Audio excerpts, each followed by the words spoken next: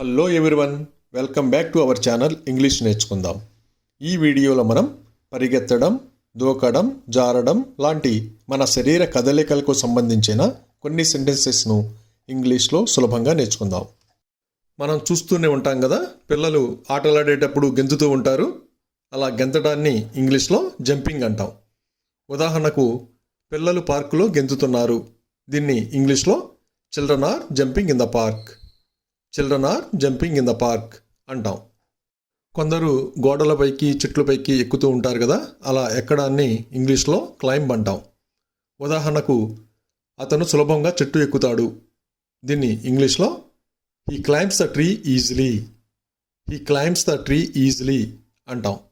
మనం చదవడం, రాయడం లాంటి చాలా పనులు కూర్చునే చేస్తాం కదా, అలా కూర్చోవడాన్ని ఇంగ్లీష్లో సిట్ అంటాం. ఉదాహరణకు, రైలులో కిటికీ దగ్గర కూర్చోవడం నాకు ఇష్టం. దీన్ని ఇంగ్లీష్లో I like to SIT by the window on the train. I like to SIT by the window on the train అంటాం. చిన్నపిల్లలు పాకుతూ ఉంటారు కదా, అలా పాకడాన్ని ఇంగ్లీష్లో క్రాల్ అంటాం. ఉదాహరణకు, మా పాప ఇప్పుడే పాకడం నేర్చుకుంది. దీన్ని ఇంగ్లీష్లో hour baby just learn to crawl. Hour baby just learn to crawl అంటాం. అలాగే నిలబడడాన్ని ఇంగ్లీష్లో స్టాండ్ అంటాం. ఉదాహరణకు, గేటు ముందు నిలబడవద్దు. దీన్ని ఇంగ్లీష్లో don't stand in front of the gate. Don't stand in front of the gate అంటాం. మనం వ్యాయామం చేసేటప్పుడు చేతులు, కాళ్ళు చాచి చేస్తాం కదా, అలా చాచడాన్ని ఇంగ్లీష్లో స్ట్రెచ్ అంటాం. ఉదాహరణకు, పైకి లేచి చేతులు చాచండి. దీన్ని ఇంగ్లీష్లో getup and stretch your arms. Getup and stretch your arms అంటాం. అలాగే నడవడాన్ని ఇంగ్లీష్లో వాక్ అంటాం. ఉదాహరణకు, నేను రోజు 5 మైళ్ళు నడుస్తాను. దీన్ని ఇంగ్లీష్లో I walk 5 miles A day. I walk 5 miles A day అంటాం. మనం క్రికెట్ ఆడేటప్పుడు బంతిని బ్యాట్తో కొడతాం కదా, అలా కొట్టడాన్ని ఇంగ్లీష్లో హిట్ అంటాం. ఉదాహరణకు, నేను బంతిని బ్యాట్తో కొట్టాను. దీన్ని ఇంగ్లీష్లో I hit the ball with a bat. I hit the ball with a bat అంటాం. ఏదైనా వస్తువు నేల మీద ఉంటే మనం వంగి తీస్తాం కదా, అలా వంగడాన్ని ఇంగ్లీష్లో బెండ్ అంటాం. ఉదాహరణకు, నేను వంగి నా షూలేసులు కట్టుకుంటాను. దీన్ని ఇంగ్లీష్లో I bend down and tie my shoelaces. I bend down and tie my shoelaces అంటాం. పట్టుకుని ఉండడాన్ని ఇంగ్లీష్లో హోల్డ్ అంటాం. ఉదాహరణకు, రోడ్డు దాటుతున్నప్పుడు ఆమె నా చెయ్యి పట్టుకుంది. దీన్ని ఇంగ్లీష్లో she holds my hand while crossing the road. She holds my hand while crossing the road అంటాం. ఎవరైనా కొట్లాడుకునేటప్పుడు పిడిగుద్దులు గుద్దుకుంటూ ఉంటారు కదా, ఇలా పిడిగుద్దులని ఇంగ్లీష్లో పంచెస్ అంటాం. ఉదాహరణకు, అతడు తన తమ్ముడి ముక్కుపై గుద్దాడు. దీన్ని ఇంగ్లీష్లో he punched his younger brother's nose. He punched his younger brother's nose అంటాం. విసరడాన్ని, పడేయడాన్ని ఇంగ్లీష్లో త్రో అంటాం. ఉదాహరణకు, ఖాళీ సీసాని చెత్తబుట్టలో వెయ్యి. దీన్ని ఇంగ్లీష్లో throw the empty bottle in the trash bin. Throw the empty bottle in the trash bin అంటాం. పరిగెత్తడాన్ని ఇంగ్లీష్లో రన్ అంటాం. ఉదాహరణకు, నాకు పార్క్లో పరిగెత్తడం ఇష్టం. దీన్ని ఇంగ్లీష్లో I like to run in the park. I like to run in the park అంటాం. లాగడాన్ని ఇంగ్లీష్లో పుల్ అంటాం. ఉదాహరణకు, కుర్చీని టేబుల్ దగ్గరకి లాగు. దీన్ని ఇంగ్లీష్లో pull the chair closer to the table. Pull the chair closer to the table అంటాం. మనం నడుస్తున్నప్పుడు దారిలో ఏదైనా చిన్న నీటి గుంతలు ఉంటే వాటిపైనుంచి గెంతుతాం కదా, గెంతడాన్ని ఇంగ్లీష్లో లీప్ అంటాం. ఉదాహరణకు, అతడు ఒక గెంతుతో ప్రవాహాన్ని దాటాడు. దీన్ని ఇంగ్లీష్లో he crossed the stream in one leap. He crossed the stream in one leap అంటాం. ఎత్తడాన్ని ఇంగ్లీష్లో లిఫ్ట్ అంటాం.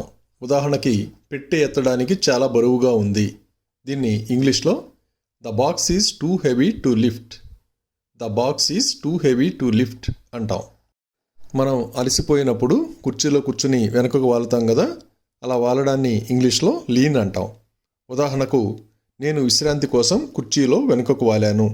దీన్ని ఇంగ్లీష్లో I lean back in the chair to relax. I lean back in the chair to relax అంటాం. మనల్ని ఎవరైనా ఏదైనా అడిగినప్పుడు మనకు సమాధానం తెలియకపోయినా లేక నచ్చకపోయినా కొద్దిగా భుజాలు ఎగరవేస్తాం కదా, అలా భుజాలు ఎగరవేయడాన్ని ఇంగ్లీష్లో షగ్డ్ అంటాం. ఉదాహరణకు, అతడు సమాధానం తెలియక భుజాలు ఎగరవేశాడు. దీన్ని ఇంగ్లీష్లో he did not know the answer so he shrugged. He did not know the answer so he shrugged అంటాం. మనం అనుకోకుండా ఏదైనా కాంతిని చూసినప్పుడు కన్నురప్పులు వేస్తాం కదా, దాన్ని ఇంగ్లీష్లో బ్లింకింగ్ అంటాం. ఉదాహరణకు, ఆమె కనురెప్పలు వేస్తోంది. దీన్ని ఇంగ్లీష్లో she is blinking her ice. She is blinking her ice అంటాం. పట్టుకోవడాన్ని ఇంగ్లీష్లో క్యాచ్ అంటాం. ఉదాహరణకు, నేను బంతిని పట్టుకుంటాను. దీన్ని ఇంగ్లీష్లో I will catch the ball. I will catch the ball అంటాం. పడడాన్ని ఇంగ్లీష్లో ఫాల్ అంటాం. ఉదాహరణకు, మెట్లపై దూకవద్దు, పడిపోతావు. దీన్ని ఇంగ్లీష్లో don't jump on the steps you may fall. Don't jump on the steps you may fall అంటాం. మనం వర్షంలో నడుస్తున్నప్పుడు అప్పుడప్పుడు జారిపోతూ ఉంటుంది కదా, అలా జారడాన్ని ఇంగ్లీష్లో స్లిప్ అంటాం. ఉదాహరణకు, తడి నేలపై జారిపోవచ్చు, జాగ్రత్తగా నడవండి. దీన్ని ఇంగ్లీష్లో walk carefully you may slip on the wet floor. Walk carefully you may slip on the wet floor అంటాం. పిల్లలు ఆడుకునేటప్పుడు నెట్టుకుంటూ ఉంటారు కదా, నెట్టడాన్ని ఇంగ్లీష్లో పుష్ అంటారు. ఉదాహరణకు, నన్ను నెట్టవద్దు. దీన్ని ఇంగ్లీష్లో don't push me. Don't push me అంటాం. కన్ను గీటడాన్ని ఇంగ్లీష్లో వింక్ అంటాం. ఉదాహరణకు, క్లాస్ జరుగుతున్నప్పుడు నా స్నేహితుడు నన్ను చూసి కన్ను గీటాడు. దీన్ని ఇంగ్లీష్లో my friend winked at me during the class. My friend winked at me during the class అంటాం. ఫుట్బాల్ ఆడేటప్పుడు బంతిని గోల్లోకి తంతారు కదా, తన్నడాన్ని ఇంగ్లీష్లో కిక్ అంటారు. ఉదాహరణకు, అతను బంతిని గోల్లోకి తన్నాడు. దీన్ని ఇంగ్లీష్లో he kicked the ball into the goal. He kicked the ball into the goal అంటాం.